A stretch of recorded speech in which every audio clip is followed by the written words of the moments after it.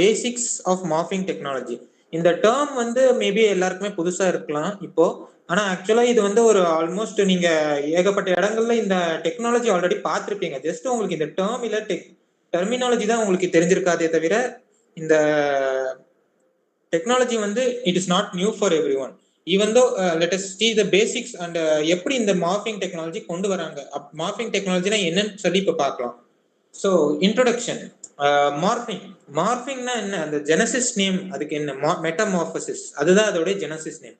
So மார்பிங்கிறது nothing, in simple வேர்ட்ஸ்ல சொன்னோம்னாக்கா ஒரு ஷேப்போடைய சேஞ்ச், அதாவது சேஞ்ச் இன் ஷேப், அதுதான் வந்து மார்பிங் சிம்பிள் டேர்ம்ஸ்ல சொல்லலாம்.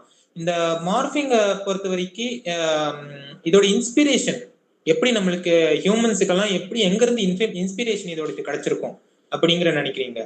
இது வந்து ஆக்சுவலா ரொம்ப சர்ச் எல்லாம் பண்ணி பார்த்தேன். ஸோ அதுல இருந்து என்ன தெரிஞ்சுக்கிட்டேன்னாக்கா மேக்சிமம் வந்து நேச்சர்ல இருந்து தான் இந்த இன்ஸ்பிரேஷனே உங்களுக்கு வந்து கிடைச்சிருக்குது இந்த மார்பிங் டெக்னாலஜிக்கு. இப்போ எக்ஸாம்பிளுக்கு இந்த இமேஜே உங்களுக்கு எல்லாருக்குமே தெரியுது போல நினைக்கிறேன். இல்ல அந்த ஹனிபி பாருங்க எப்படி அதோடைய விங்ஸை வந்து ஃபிளாப் பண்ணுது. ஜஸ்ட் ஒரு 1 மினிட் பாருங்க அந்த விங்ஸை வந்து எப்படி ஃபிளாப் பண்ணிட்டு இருக்குன்னு சொல்லி, மேலே எடுக்கும்போது அப்புறம் கீழே அப்படியே விடும்போது ஒவ்வொரு செகண்ட்லயும் அது வந்து அதோடைய விங்கோடைய டைரக்ஷன் அண்ட் ஆங்கிள் ஷேப் அப்படியே சேஞ்ச் பண்ணிக்கிட்டே இருக்கு according to it's flight. So இந்த சேஞ்ச், இப்படி ஒரு சேஞ்ச் இன் ஷேப் தான் மார்பிங் டெக்னாலஜின்னு சொல்லுவாங்க. ஸோ இதை இந்த மார்பிங் டெக்னாலஜியை தான் நம்ம வந்து ஏர்கிராஃப்ட்ஸ்ல வந்து ஏன் இம்ப்ளிமெண்ட் பண்ணக்கூடாதுன்னு சொல்லி அந்த சமயத்தில் சயின்டிஸ்ட் எல்லாம் யோசிச்சாங்க. ஸோ நான் செஷனோட ஸ்டார்டிங்லேயே சொன்னேன், மார்பிங்கிறது ஒரு not a new technology, it is already existing one and little old also. இது வந்து இந்த மார்பிங் டெக்னாலஜியை பொறுத்தவரைக்கும் பார்த்தீங்கன்னாக்கா இது 1908ஸ்லேயே வந்து இது ஆக்சுவலா 19th செஞ்சுரியிலேயே வந்துருச்சு இந்த டெக்னாலஜி. ஃபர்ஸ்ட் வந்து இந்த ஒரு ஸ்கை வாக்குங்கிற ஏர்கிராஃப்ட்ல தான் இந்த மார்பிங் டெக்னாலஜியை வந்து இம்ப்ளிமெண்ட் பண்ணியிருந்தாங்க. ஸோ நான் ஃபர்ஸ்ட் சொன்ன மாதிரியே தான் இதோடைய இன்ஸ்பிரேஷன் வந்து நம்மளுக்கு வந்து நேச்சர்ல இருந்து தான் கிடைச்சது. நேச்சருடைய ஒவ்வொரு இடங்கள், இப்போ எக்ஸாம்பிள் இப்போ அப்படியே நம்ம ஒரு எக்ஸாம்பிள் வந்து ஒரு இன்செக்ட் பத்தி பார்த்தோம், அதாவது ஒரு ஹனிபி ஃபிளாப் பண்ணது. இப்போ பாருங்க ஒரு பேர்ட்ஸ், இப்போ பேர்ட்ஸ்ல இப்போ குறிப்பா பாருங்க, இப்போ நான் கொடுத்துருக்கிற அந்த இமேஜ் பாருங்க, அதுலயே உங்களுக்கு கிளியரா கிடைக்கும். இப்போ இந்த ஈகிள்ஸ் எல்லாம் இப்போ டேக் ஆஃப் அப்போ வந்து எப்படி அதோட விங்ஸை வந்து விடுது அண்ட் லேண்டிங் அப்போ எப்படி இருக்குன்னு பாருங்க. விங்ஸ் அப் அந்த சேஞ்ச் இன் ஷேப் பாருங்க ரெண்டுத்துக்கும். அண்ட் அதுவே அந்த பறக்கும் பொழுது ஒரு ஸ்விஃப்ட் வேணும், கரெக்டா ஒரு ஈக்குவல் வெலாசிட்டியில, அதாவது அதோடைய பேஸ்ல கரெக்டா மூவ் ஆகணும் ஏர்ல. அதுக்கு எப்படி மூவ் ஆகுதுன்னு பாருங்க. அதுக்கு அந்த விங்ஸோடைய ஷேப் எப்படி வச்சிருக்கு. ஐ ஹோப் உங்களுக்கு வந்து அது புரியுது இந்த மார்பிங் இந்த இடத்துல. ஸோ நெக்ஸ்ட் நம்மளுக்கு இந்த மார்பிங் டெக்னாலஜி வந்து சரி இப்போ இம்ப்ளிமெண்ட் ஏர்கிராஃப்ட்ஸ்ல பண்ணலாம்னு தோணுச்சு. ஆனா என்ன நீட் ஆக்சுவலா அந்த சமயத்துல இருந்திருக்கலாம் மார்பிங் டெக்னாலஜி வந்து நம்ம கொண்டு வரணும்னு சொல்லி ஏர்கிராஃப்ட்ஸ்ல அப்படின்னு பாத்தீங்கன்னாக்கா மெயின் இம்பார்ட்டன்ட் ரீசனே பாத்தீங்கன்னாக்கா எல்லாருக்குமே தெரிஞ்ச மாதிரி குவெஸ்ட் ஃபார் இம்ப்ரூவ்மெண்ட்ஸ். அதாவது எந்த ஒரு டெக்னாலஜி டெவலப் ஆகுதுன்னா கூட அதாவது டிஸ்கவர் பண்ண பிறகோ இல்ல இன்வென்ட் பண்ண பிறகோ ஜஸ்ட் அப்படியே இருந்துடக்கூடாது, அதோட இம்ப்ரூவ்மெண்ட்ஸும் வேணும். அதுல சில இம்ப்ரூவ்மெண்ட்ஸும் நம்ம கண்டிப்பா எக்ஸ்பெக்ட் பண்ணுவோம். அப்போதான் அது வந்து ஒரு சக்சஸ்ஃபுல் டெக்னாலஜியாவே மாற முடியும். ஸோ இந்த மார்பிங் டெக்னாலஜி பொறுத்த வரைக்கும் இந்த ஃபிளைட் கண்ட்ரோல்ஸ்ல இல்ல எப்படி எல்லாம் இது இம்ப்ரூவ் பண்ணியிருக்கோம். இதோட எஃபிஷியன்சி பாத்தீங்கன்னாக்கா maximum lift to drag ratio, அதாவது லிஃப்ட் டு டிராக் ரேஷியோ வந்து இன்க்ரீஸ் ஆயிருக்கு. அதாவது லிஃப்ட் டிராக் உங்களுக்கு வந்து எல்லாருக்குமே கண்டிப்பா தெரிஞ்சிருக்கும் ஃபண்டமெண்டல் ஃபோர்ஸஸ் ஆஃப் ஏர்கிராஃப்ட். அதாவது லிஃப்ட் டிராக் அந்த ரெண்டு இந்த 4 ஃபண்டமெண்டல் ஃபோர்ஸஸ்ல தான் வருது. லிஃப்ட்ங்கிறது மேல போறதுக்கு எவ்வளவு நீங்க த்ரஸ்ட் கொடுத்து மேல பறக்குது அந்த ஏர்கிராஃப்ட்ங்கிறது தான். அண்ட் டிராக்ங்கிறது அந்த முன்னாடி போகும். உங்க ஏர்கிராஃப்ட் வந்து முன்னோக்கி போகுதுன்னாக்கா எந்த அளவுக்கு பின்னோக்கி அதுக்கு ரெசிஸ்டன்ஸ் கிடைக்குது கிடைக்குது, ரெசிஸ்டன்ட் ஃபோர்ஸ், அதுதான் டிராக். ஸோ இந்த லிஃப்ட் டு டிராக் ரேஷியோ வந்து எவ்வளோக்கு எவ்வளோ நம்ம ஒரு ஏர்கிராஃப்ட்டுக்கு அதிகமாக இருக்குமோ அந்த அளவுக்கு அதுக்கு வந்து எஃபிஷியன்சி அதிகமாக இருக்கும். அதாவது ஈஸியாக அண்ட் வித் லெஸ் ஃபியூவலில் வந்து நீங்கள் பறக்கவும் முடியும், ஸ்பீடாகவும் போக முடியும். ஸோ அதுதான் நான் இங்கே தேர்ட் பாயிண்ட்லேயே காமிச்சிருப்பேன். ஃபியூவல் வந்து உங்களுக்கு வந்து கொஞ்சம் ரொம்ப குறைவாக தேவைப்படும் நார்மல் ஏர்கிராஃப்ட்ஸ்க்கும் மார்பிங் பண்ணியிருக்கிற ஏர்கிராஃப்ட்ஸ் பொறுத்த வரைக்கும். இதுல வந்து அப்புறம் இந்த கோஎஃபிஷியன்ட் ஆஃப் டிராகும் குறையும். இந்த நெக்ஸ்ட் ஸ்லைடு பாருங்க, சேலஞ்சஸ். இப்போ இந்த மார்பிங் பத்தி நம்ம எல்லாருக்குமே புரிஞ்சிருக்கும் என்னத்துக்கு, அண்ட் இட்ஸ் டெஃபினிஷன் அண்ட் என்னது அண்ட் எதுக்கு இதோடைய நீட்ஸ் பத்தி உங்களுக்கு எல்லாருக்குமே இப்போ புரிஞ்சிருக்கும். ஸோ இப்போ இந்த மார்பிங்கை வந்து நம்ம கொண்டு வரணும், எக்ஸிஸ்டன்ஸுக்கு கொண்டு வரணும் இன் ஏர்கிராஃப்ட்ஸ்ல, அதாவது அப்ளிகேஷனுக்கு கொண்டு வரணும். ஸோ அந்த சமயத்துல என்னெல்லாம் சேலஞ்சஸ் இவங்க ஃபேஸ் பண்ணியிருக்கலாம். இந்த அதாவது ஃபர்ஸ்ட் வந்து நம்மளுக்கு எல்லாருக்குமே யோசிப்போம், ஏர்கிராஃப்ட்ல மார்பிங் பண்ணலாம்னு சொல்லி யோசிச்சிருப்பாங்க. ஆனா என்ன மார்க் பண்ணலாம்? இப்போ எக்ஸாம்பிள் அது விங்கா இருக்கலாமே, டெய்ல், என்ஜின், ஃபியூஸ்லேஜ், இல்ல இப்போ சரி இப்போ இதுல இருந்து ஏதோ நம்ம எக்ஸாம்பிள் வச்சுக்கோங்க, நம்ம இப்போ விங்கை வந்து மார்க் பண்றோன்னே எடுத்துக்கலாம் எக்ஸாம்பிளுக்கு. ஆனா இப்போ அந்த விங்கை வந்து எப்படி மார்க் பண்ணலாம், எந்த மெத்தடாலஜி யூஸ் பண்ணிக்கலாம் அந்த மார்பிங் பண்றதுக்கு? இப்போ சில பல ஏகப்பட்ட மார்பிங் டெக்னாலஜி எக்ஸாம்பிள்ஸ் எல்லாம் இருக்கு. குறிப்பா பாத்தீங்கன்னாக்கா இந்த மெக்கானிசம்ஸ், இப்போ மெக்கானிசம்னா கன்வென்ஷனல் மெக்கானிசம் யூஸ் பண்ணலாமா, அன்கன்வென்ஷனல் யூஸ் பண்ணலாமா, ஏகப்பட்டது இருக்கு. இல்ல என்ன மாதிரியான மெட்டீரியல்ஸ் யூஸ் பண்ணலாம், இல்ல ஏதாவது ஒரு லோடு கொடுக்கலாமா, ஸ்ட்ரக்சர்ஸ்ல ஏதாவது எக்ஸ்ட்ரா ஒரு லோடு அப்ளை பண்ணி அது யூஸ் அந்த ஹெல்ப் யூஸ் பண்ணி நம்ம மார்பிங் பண்ணலாமா, இல்ல வேற எக்ஸ்ட்ரா எனி மெட்டீரியல்ஸ் அதுக்கேற்ற ஸ்பெசிபிக் மெட்டீரியல்ஸ் ஏதாவது தேவைப்படுமா, அதெல்லாம் செக் பண்ணலாமா, அது யூஸ் பண்ணி பண்ணலாமான்னு சொல்லி செக் பண்ணாங்க. அண்ட் மார்பிங் சரி இப்போ எப்படி பண்ணலாம் கூட யோசிச்ச பிறகு இன்னொரு நெக்ஸ்ட் கொஸ்டின் என்ன வரும், எந்த லெவலுக்கு மார்க் பண்ணலாம்? இப்போ எக்ஸாம்பிள் அதுல இருந்து பாத்தீங்கன்னா அமௌண்ட் ஆஃப் ஏரியா, இல்ல விங் ஸ்பேனுங்கிறது உங்களுக்கு எல்லாருக்குமே தெரிஞ்சிருக்கும். சப்போஸ் இல்லைன்னா கூட உங்களுக்கு காமிக்கிறேன். இப்போ இப்போ இந்த ஈகிள் பாருங்க, இந்த ஈகிள் கீழே ஒரு ஏரோப்ளேன் தெரியும் உங்களுக்கு. அதோடைய விங் ஸ்பேனுங்கிறது எதுவும் இல்லை, இந்த one end of this wing to the other end, அதாவது இந்த என்னுடைய ஆரோ மார்க் காமிக்கிற பாருங்க, ஆரோ மார்க்ல one end of this wing to another end of this wing, இந்த லென்த்தை தான் நம்ம விங் ஸ்பேன்னு சொல்லுவோம் டோட்டலா. ஸோ இதைத்தான் விங் ஸ்பேன் சொல்லுவோம். அப்போ இந்த விங் ஸ்பேன் மாத்தி பண்ணலாமா, இல்ல ஸ்வீப்? இப்போ ஸ்வீப் வந்து இந்த கீழே ஒரு பிக்சர் இருக்கு பாருங்க, இந்த ஸ்வீப்னாக்கா இந்த விங்கை வந்து ஒரு ஆங்கிள் இன்க்ளைன் பண்றோம்னு வைங்க. இப்போ ஒரு ஆங்கிள் இன்க்ளைன் பண்றோம் அந்த ஏரோப்ளேனுடைய வெர்டிகல் ஆக்சிஸ்ல இருந்து பர்பெண்டிகுலருக்கு. ஸோ அந்த ஒரு ஆங்கிளை தான் ஆங்கிள் ஆஃப் ஸ்வீப் சொல்லுவோம். அண்ட் இந்த ஸ்வீப்பை வந்து டிக்ரீஸ் பண்றது, இன்க்ரீஸ் பண்றது, ஆக்சுவலி இந்த ஸ்வீப்பை வந்து எந்த லெவலுக்கு டிக்ரீஸ் பண்ணணும், எந்த லெவலுக்கு இன்க்ரீஸ் பண்ணணும், அதுல கூட மார்பிங்க வந்து ஒளிஞ்சிருக்கு. இல்ல இந்த கேம்பர் சேஞ்ச், இப்போ இந்த கேம்பருங்கிறது டெக்னிக்கல் டேர்ம் ஆஃப் ஏர்ஃபாயில் தான். இந்த ஏர்ஃபாயில் வந்து எல்லாருக்குமே கண்டிப்பா தெரிஞ்சிருக்கும். ஏர்ஃபாயில் வந்து இந்த விங்ஸோட இந்த எண்டு நுனியில வந்து தெரிஞ்சிருக்கும். இந்த ஏர்ஃபாயில்ஸ்ல வந்து பாத்தீங்கன்னாக்கா ஒன் எண்டு, அதாவது ஏர்ஃபாயில வந்து கரெக்டா ஈக்குவல் ஹாஃபா சிமெட்ரிக்கலா டிவைட் பண்ற அந்த ஒரு லைனை தான் கேம்பர் லைன்னு சொல்லுவாங்க. குறிப்பா இந்த இடத்துல இங்க பாருங்க, இங்க மீன் கேம்பர் லைன் எழுதியிருக்கு. ஸோ இந்த கரெக்டா ஈக்குவல் சிமெட்ரிக்கலா இது டிவைட் பண்ற லைனை தான் கேம்பர் லைன் சொல்லுவாங்க. அது கீழே இருக்கிறது வந்து கார்ட் லைன், அதாவது ஒரு எண்ட் ஆஃப் த ஏர்ஃபாயிலையும் இன்னொரு எண்ட் ஆஃப் த ஏர்ஃபாயிலையும் ஸ்ட்ரைட் லைனை வச்சு கனெக்ட் பண்ற லைனை கார்ட் லைன் சொல்லுவாங்க. இப்போ இந்த ரெண்டுத்துக்கு நடுவில் இருக்கிற அந்த டிஸ்டன்ஸ் தான் கேம்பர் ஆக்சுவலா. இப்போ இந்த கேம்பர் ஆங்கிளை வந்து இன்க்ரீஸ் பண்ணி டிக்ரீஸ் பண்ணியும் நீங்க மார்பிங் வந்து அப்ளிகபிள் பண்ணலாம். So what next, morphing in current aircraft. இப்போ மார்பிங் எப்படி பண்ணலாம்னு சொல்லி எல்லாம் யோசிச்ச பிறகு மார்பிங் வந்து உண்மையிலே கொண்டு வந்தாங்க இப்போ கரண்ட் ஏர்கிராஃப்ட்ஸ்ல. அதாவது ஆக்சுவலா போன 19th செஞ்சுரிஸ்ல இருந்தே இந்த மார்பிங் வந்து இருக்குது அப்ளிகபிள்ல. ஸோ அதுல இருந்து எப்படி அப்ளிகபிள்ல கொண்டு வந்தாங்க பாருங்க அந்த கரண்ட் ஏர்கிராஃப்ட்ஸ்ல. இப்போ எக்ஸாம்பிள் பாருங்க, இந்த பிக்சர் பாருங்க. இந்த பிக்சர்ல பாத்தீங்கன்னாக்கா இந்த பின்பகுதி இருக்கு இல்லையா, இந்த விண்டோஸ் எல்லாம் இருக்கு. ஸோ அந்த பகுதியை வந்து நம்ம வைசர்னு சொல்லுவோம். இந்த முன்பகுதி ஒரு நீண்டு நோஸ் மாதிரி தெரியுது பாருங்க. ஸோ இதைதான் நோஸ்ன்னு சொல்லுவோம் இந்த இடத்துல. ஆக்சுவலா ஒரு கோன் ஷேப்டு மாதிரி தெரியுது, இது வந்து நோஸ்ன்னு சொல்லுவோம். ஸோ இந்த மார்பிங்கை வந்து எப்படியெல்லாம் எப்படி அது அப்ளிகபிள் கொண்டு வந்தாங்கன்னு பாருங்க. இப்போ இந்த ஏர்கிராஃப்ட் வந்து டேக் ஆஃப் அப்போ இதோடைய நோஸ் வந்து 5 டிகிரி ஆங்கிள் இன்க்ளினேஷன்ல வச்சிருப்பாங்க. இந்த இடத்துல பாத்தீங்கன்னா இந்த வைசர் வந்து பின்னாடி இருக்கிற இந்த வைசர் இருக்கு இல்லையா, அது வந்து கீழே லைட்டா ஒரு வைசர் வந்து டவுன் இருக்கும், டவுன்ல தான் இருக்கும் வைசர் இந்த இடத்துல வந்து டேக் ஆஃப் அப்போ.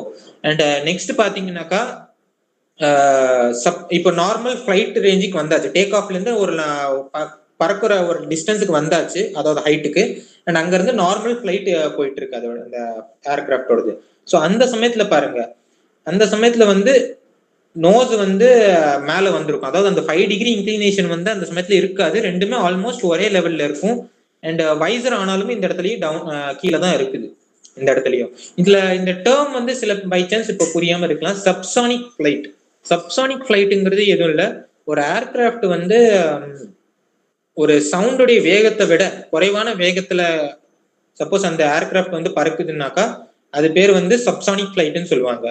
ஸோ அண்ட் நெக்ஸ்ட் வந்து சூப்பர்சானிக் ஃபிளைட்னாக்கா அதாவது அந்த சவுண்டோடைய வேவ்ஸோடைய சவுண்டை விட அதிகமான ஸ்பீடு வந்து ரீச் பண்ண பிறகு பாருங்க, இந்த வைசர் வந்து இந்த இடத்துல கொஞ்சம் மேல் நோக்கி வந்துருச்சு, வைசர் வந்து கொஞ்சோண்டு மேல தூக்கி வருது பாத்தீங்களா இதுல. ஸோ இதுதான் இந்த டிஃபரன்ஸ். அண்ட் லேண்டிங் அப்போ வந்து பாத்தீங்கன்னாக்கா திருப்பி அந்த வைசர் வந்து இந்த கீழே வந்துடும், நோஸ் வந்து 12.5 டிகிரி ஆங்கிள் இன்க்ளைன் பண்ணியிருக்கும்.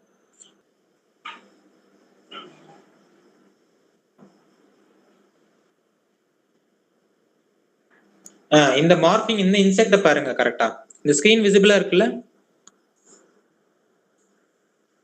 ஸோ இந்த மார்பிங்க பாத்தீங்கன்னா இங்க பாருங்க, இந்த வந்து பம்பிள் பி அந்த விங்ஸ் எப்படி பறக்க விடுதுன்னு பாருங்க, கரெக்டா பாருங்க, ஒவ்வொரு இடத்துலயும் அந்த ஷேப் எப்படி சேஞ்ச் பண்ணுது, எப்படி அது பறக்குது முன்னாடி, அதாவது டேக் ஆஃப் அப்பையும் லேண்டிங் அப்பையும் எப்படி பண்ணுது பாருங்க. இந்த மார்பிங் பண்றதுனால நம்மளுக்கு என்ன டிஃபரன்ஸ் ஆக்சுவலா வருதுனாக்கா எஃபிஷியன்சி, அப்படியே சொன்ன மாதிரி தான், எஃபிஷியன்சி வந்து ரொம்ப இன்க்ரீஸ் ஆகுது. நம்மளுக்கு வந்து ஒரு ஸ்விஃப்ட் கிடைக்குது, ஈஸியா ஸ்பீடும் கிடைக்குது, அதாவது வெலாசிட்டிங்கெல்லாம் இன்க்ரீஸ் ஆகுது, நம்மளுக்கு வேண்டிய அதுவும் குறைவான த்ரஸ்ட் கொடுக்குது. நெக்ஸ்ட் வந்து பாருங்க ஸ்ட்ரக்சரல் டெக்னாலஜி, அதாவது இந்த மார்பிங் வந்து இப்ப பண்ணலாம்னு சொல்லி முடிவு எடுத்த பிறகு இதுல என்னெல்லாம் ஸ்ட்ரக்சரல் டெக்னாலஜிஸ் ஆக்சுவலா அப்ளை பண்ணிருப்பாங்க, அதாவது என்னெல்லாம் ஏர்கிராஃப்ட்ல மாடிஃபிகேஷன்ஸ் பண்ணிருப்பாங்க, அந்த ஸ்ட்ரக்சர்ல ஏர்கிராஃப்டோட மாடிஃபிகேஷன்ஸ் அது பாருங்க. இப்போ எக்ஸாம்பிளுக்கு வந்து அப்படியே சொன்ன மாதிரி விங்கை வந்து ஒன்னா எக்ஸ்டெண்ட் பண்ணிக்கலாம், ஃபுல்லா எக்ஸ்டெண்ட் பண்ண விட்டு விங்ஸை வந்து அந்த ஸ்ட்ரக்சர் மாதிரி கொண்டு வரலாம், இல்லாட்டி ஃபோல்டு பண்ண மாதிரி. இப்போ இந்த பிக்சர்ல இமேஜ் வந்து பாருங்க, இந்த இமேஜ்ல பாருங்க, இந்த இமேஜ் வந்து காமிக்கிறது வந்து இன்ஃபிளேட்டபிள் விங்ஸ்னு சொல்லுவாங்க. இது குறிப்பா பாத்தீங்கன்னாக்கா யூஏவி, அதாவது ட்ரோன்ஸ்ல தான், அன்மேண்ட் ஏரியல் வெஹிக்கிள், அதாவது ட்ரோன்ஸ்ல வந்து குறிப்பா இது ரொம்ப அப்ளிகேஷன்ஸ்ல இருக்குது. அதாவது இதுல பாத்தீங்கன்னாக்கா அந்த விங் வந்து கம்ப்ளீட்டா ஒரு கப் ஷேப்ல இதுல வந்து ஃபோல்ட் ஆயிருக்குது.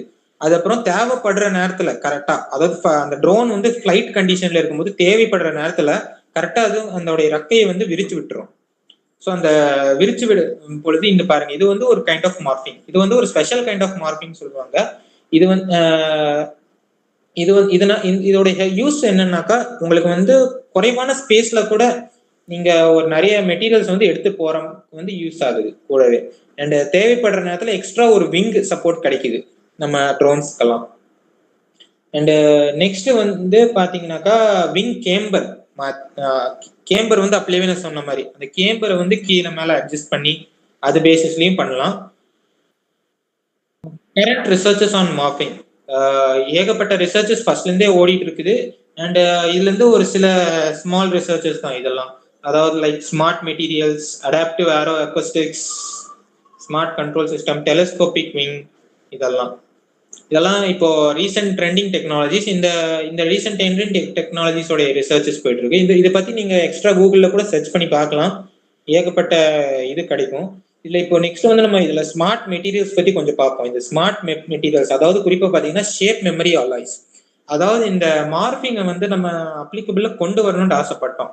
ஆனா அதுக்கு குறிப்பா எந்த மெட்டீரியல் இல்லை, எந்த அலாய் வந்து ரொம்ப யூஸ்ஃபுல்லா இருந்துச்சு பாத்தீங்கன்னாக்கா ஷேப் மெமரி அலாய்ஸ். இந்த ஷேப் மெமரி அலாய்ஸ்ல குறிப்பா பாத்தீங்கன்னா piezo electric devices and shape morphing dress structures. அதாவது இந்த உங்களுக்கு எல்லாருக்குமே தெரிஞ்சிருக்கும் ஷேப் மெமரி அலாய்ஸோட ஒரு குறிப்பிட்ட தன்மை என்னன்னாக்கா it can regain its original shape after applying certain electric current or any voltage difference இல்லாட்டி டெம்பரேச்சர் கொடுத்து அந்த டெம்பரேச்சர் சேஞ்ச் பண்ணி அதாவது இன்க்ரீஸ்ல டிக்ரீஸ் பண்ணி கூல் பண்ணி அதை யூஸ் பண்ணி நீங்க வந்து இந்த பழைய ஷேப்புக்கு நீங்க திருப்பி ரிட்டர்ன் பண்ண முடியும். ஸோ இது ரொம்ப வந்து ஹெல்ப்ஃபுல்லா இருந்துச்சு இந்த டெக்னாலஜி, மார்பிங் டெக்னாலஜி டெவலப் பண்ற பேசிஸ்ல பாத்தீங்கன்னா. ஸோ எக்ஸ்ட்ரா ஒரு ஆடட் நாலேஜ், இந்த மார்பிங் பொறுத்த வரைக்கும் பாத்தீங்கன்னாக்கா நீங்க ஏரோப்ளைன்ஸ்லாம் பார்த்துருக்கலாம். இந்த ஏரோப்ளைன்ஸ் ஏகப்பட்டதுல. ஆனா ஒரு சமயத்துல என்னன்னாக்கா நாசா வந்து இந்த மார்பிங் வந்து உண்மையிலே அந்த அளவுக்கு இம்ப்ரூவ் பண்ணுதா எஃபிஷியன்சி அண்ட் ட்விஸ்ட் அதாவது மார்க் பண்ண போது ட்விஸ்ட் பண்ணும் போது இந்த விங்ஸ் எல்லாம் எந்த அளவுக்கு எஃபிஷியன்சி கொடுக்குதுன்னு சொல்லி செக் பண்றதுக்கு இந்த மேட்கேட் ப்ராஜெக்ட் கொண்டு வந்தாங்க. இந்த மேட்கேட் ப்ராஜெக்ட்ல பாத்தீங்கன்னாக்கா கார்பன் ஃபைபர் மெட்டீரியல்ஸ் எல்லாம் யூஸ் பண்ணி கன்ஸ்ட்ரக்ட் பண்ணப்பட்ட ஒரு லைட் வெயிட் ஸ்ட்ரக்சர்ஸ் யூஸ் பண்ணி தான் இந்த டிஃப்ரெண்ட் ஃபிளைட் கண்டிஷன்ஸை டெஸ்ட் பண்ணாங்க. இதுக்கான ஒரு ஸ்மால் வீடியோ மட்டும் இப்போ நம்ம பார்க்கலாம்.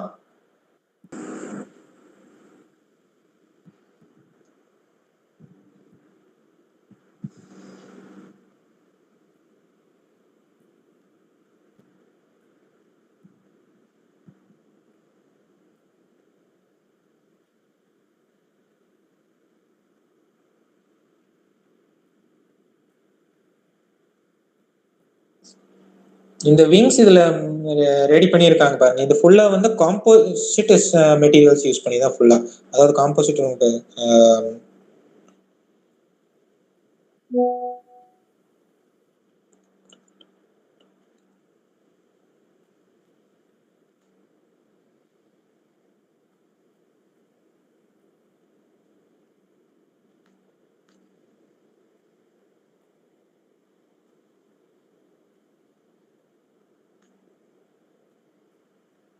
அதாவது கார்பன் ஃபைபர் மெட்டீரியல்ஸ். இந்த மார்பிங்ல வந்து ஏகப்பட்ட டைப்ஸ் எல்லாம் இருக்கு. அதாவது மார்பிங்ல வந்து மார்பிங் பை வேரியபிள் ஸ்வீப் இல்ல morphing by variable camber method, இந்த மெத்தட்ஸ்ல யூஸ் பண்ணி கூட நீங்க மார்பிங் வந்து பண்ணலாம்.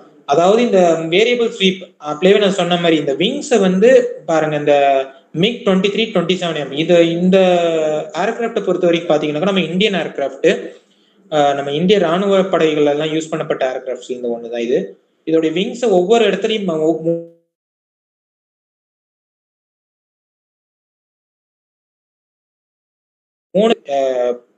ஆங்கிள் வந்து டிஃபரன்ஸ் பண்ணிருக்குன்னு சொல்லி, அதாவது ஃபர்ஸ்ட் இருக்கிறதுல ஃபர்ஸ்டா போயிட்டு இருக்கிறதுக்கு வந்து ஸ்பீடு இன்னும் நல்லா இருக்கும், ஸ்விஃப்ட் அதிகமா இருக்கும். அதுவே பின்னாடி இருக்கிறது வந்து இருக்கிறதுலே நல்ல ஏவியேஷன் கிடைக்கும் சூப்பரா அதுக்கு. ஸோ எப்படி அது ஸ்வீப், இந்த ஆங்கிள் தான் ஸ்வீப்னு சொல்லுவாங்க. அதாவது இந்த எந்த ஆங்கிள், ஒவ்வொரு ஆங்கிளுக்கும் ஒவ்வொரு இடத்துலையும் மாத்திருக்காங்க பாருங்க அந்த விங்ஸோட இது. அப்புறம் பக்கத்துல F111 ஆர்ட்வாக், இந்த ரெண்டுமே மார்பிங் வந்து பாத்தீங்கன்னா வேரியபிள் ஸ்வீப் மெத்தட் யூஸ் பண்ணி மார்பிங் பண்ணிருக்காங்க இந்த இதுக்கு. அண்ட் நெக்ஸ்ட் பாத்தீங்கன்னாக்கா இந்த பக்கத்துல F-18 சூப்பர் ஹார்னட், இந்த ஏர்கிராஃப்ட் பொறுத்தவரை பாத்தீங்கன்னாக்கா அமெரிக்கன் ஏர்கிராஃப்ட். ஸோ இதுல பாத்தீங்கன்னாக்கா morphing by variable camber method, அதாவது இந்த முன்னாடி இருக்க இந்த கேம்பர் தெரியுதா, ஸோ இது வந்து கொஞ்சம் கீழே மேல சாயும். அதாவது அப்படியே நம்ம ஒரு எக்ஸாம்பிள் பார்த்தோம் இல்லையா இங்க பின்னால, ஜஸ்ட் செகண்ட்.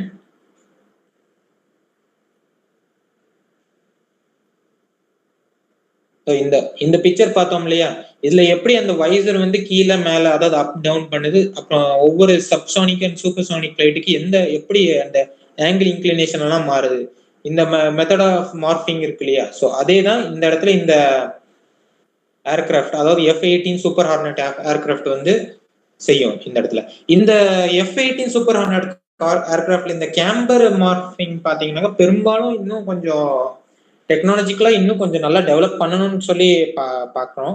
ஏன்னா ரீசன் இஸ் தட் அது அந்த அளவுக்கு எஃபிஷியன்சி கொடுக்க மாட்டேங்குது. ஏன்னா இது கொஞ்சம் இந்த ஒரு மார்பிங் டைப் ஆஃப் மார்பிங் மட்டும் கொஞ்சம் டிஃபிகல்ட்டா ஃபேஸ் பண்ணியிருக்காங்க சயின்டிஸ்ட் பண்ணும் பொழுது. அண்ட்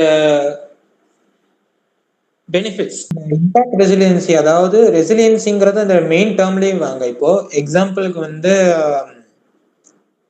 ரெசிலியன்ட்னாலே உங்களுக்கு தெரியும் கான்ஃபிடன்ஸ் லிமிட் எந்த அளவுக்கு ஒருத்தருக்கு இருக்குது, அது ஒரு கன்ஃபார்மிட்டிங்கிற மாதிரி. அந்த இந்த இடத்துல பாத்தீங்கன்னாக்கா நம்ம பைலட்டை தான் மேக்ஸிமம் மீன் பண்ணுவாங்க. அந்த ஏர்கிராஃப்டை ஓட்டுற பைலட்டை தான் இந்த இடத்துல மேக்ஸிமம் மீன் பண்றாங்க. அதாவது ஒரு பைலட் வந்து சில நேரத்துல இந்த மார்பிங் டெக்னாலஜி யூஸ் பண்றதுனால அவங்களுக்கு வந்து ஒரு எக்ஸ்ட்ரா ஆடட் கான்ஃபிடன்ஸ் அண்ட் கிடைக்குது இந்த ஏர்கிராஃப்ட் ஓட்டும் போது. ஸோ அதுல அதாவது எக்ஸாம்பிளுக்கு வந்து நம்ம எக்ஸ்ட்ரா இது பண்றதுக்கு ஒரு வீடியோ இருக்குது. ஆக்சுவலா அது காமிக் முடிதான் பாக்குறேன் உங்களுக்கு. அதுல இருந்து உங்களுக்கு இன்னும் புரியலாம். இந்த MiG-21 ஏர்கிராஃப்ட் ஓட்டும் போது அதை கரெக்டா எடுத்தாங்க.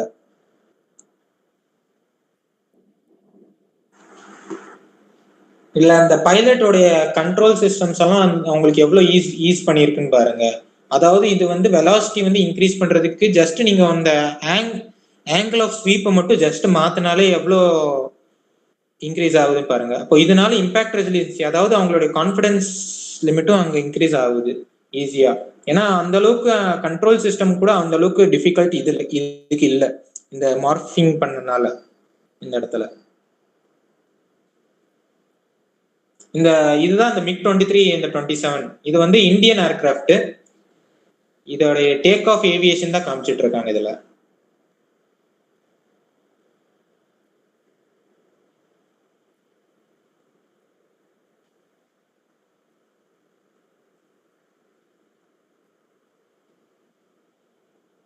Just by a lever mechanism you can change this morphing, அதாவது இந்த angle of sweep of these wings.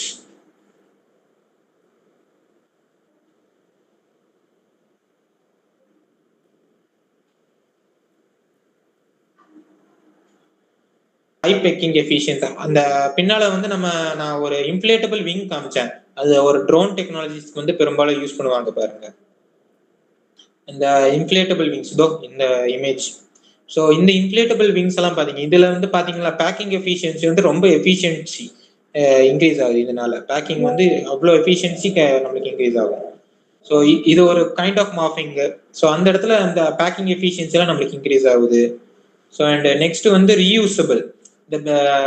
இது எல்லாமே ரீயூசபிளா இருக்கும். அண்ட் மார்பிங் வந்து பெரும்பாலும் பார்த்துருக்காங்க. மேக்ஸிமம் எல்லா டைப் ஆஃப் மார்பிங்ஸ் வந்து முக்கால்வாசி மணி நேரத்துக்குள்ள பார்த்தீங்கன்னா ஈஸியாக தான் இருக்குது. And it is easy to make it ready also.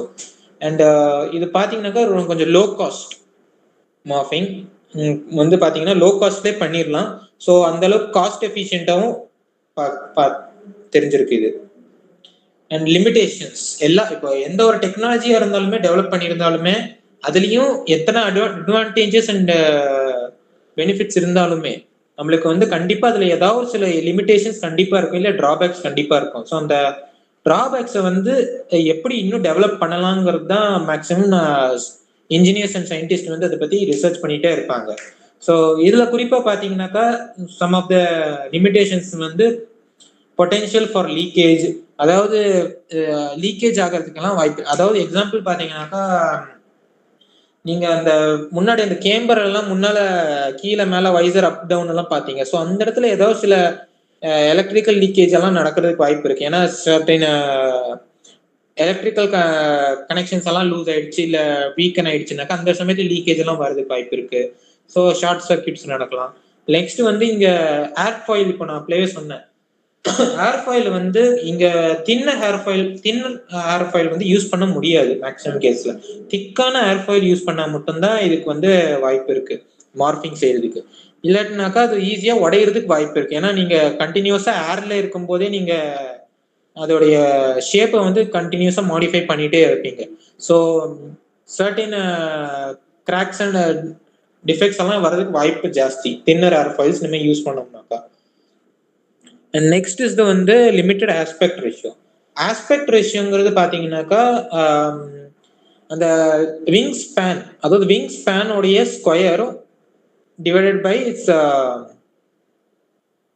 Wing area, அதாவது எந்த அளவுக்கு அந்த ஒரு விங் வந்து ஸ்பேன் வந்து எந்த அளவுக்கு பரப்பி இருக்குதோ அந்த அளவுக்கு ஜாஸ்தியா வந்து ஆஸ்பெக்ட் ரேஷியோ இருக்கும். ஸோ இதனால என்ன நடக்குது, ஆஸ்பெக்ட் ரேஷியோ வந்து இப்போ எக்ஸாம்பிள் மார்பிங் செய்யும்போது நீங்க மிக் மிக் 23 27 எம் ஏர்கிராஃப்ட் பாத்தீங்க. ஸோ இந்த திருப்பி காமிக்கிறேன் உங்களுக்கு. ஸோ இதோ இந்த மிக் 23 ஏர்கிராஃப்ட் பாருங்க. இப்போ இருக்கிறதுல பின்னாடி இருக்கிற ஏர்கிராஃப்ட் பாத்தீங்கன்னாக்கா ஃபுல்லா பரப்பி விங்ஸ் வந்து கரெக்டா பரவி இருக்குது ஃபுல்லா. முன்னாடி இருக்கிற ஏர்கிராஃப்ட் வந்து ரொம்ப பின்னாடி, அதாவது ரொம்ப ஆங்கிள்டு வந்து இன்க்ளினேஷன் கொடுத்துருக்காங்க. ஸோ இதனால என்ன நடக்குது, நம்மளுக்கு வந்து அந்த ஆஸ்பெக்ட் ரேஷியோ வந்து ரொம்ப குறையுது. என்னதான் ஆஸ்பெக்ட் ரேஷியோ குறைஞ்சிருந்தாலுமே நம்மளுக்கு சில எஃபிஷியன்சியும் இருக்குது சில இடங்கள்ல. ஆனா சில இடங்கள்ல அந்த ஆஸ்பெக்ட் ரேஷியோ குறையிறதுங்கிறது நம்மளுக்கு ஏவியேஷன்ல சில நேரங்கள்ல டிராபேக்ஸ் ஏற்படுறதுக்கு வாய்ப்பு இருக்கலாம். ஸோ அண்ட் நெக்ஸ்ட் வந்து இன்ஃப்ளேஷன் சிஸ்டம் அப்படியே மாஸ் பர்டன், அதாவது நம்ம அப்படியே காமிச்ச அந்த ட்ரோன்ஸ்ல யூஸ் பண்ணப்பட்ட அந்த இன்ஃப்ளேட்டட் விங்ஸ், அது வந்து ஒரு ஆடட் அட்வான்டேஜா இருந்தாலுமே ட்ரோன்ஸுக்கு வந்து அது ஒரு எக்ஸ்ட்ரா அதோடைய மாஸ் வந்து வெயிட் கேரி பண்ண வேண்டிய அவசியம் ஏற்படுது. ஸோ இதெல்லாம் ஒரு சம் ஆஃப் த லிமிடேஷன்ஸ் இந்த மார்பிங் டெக்னாலஜி பத்தி. So thank you everyone.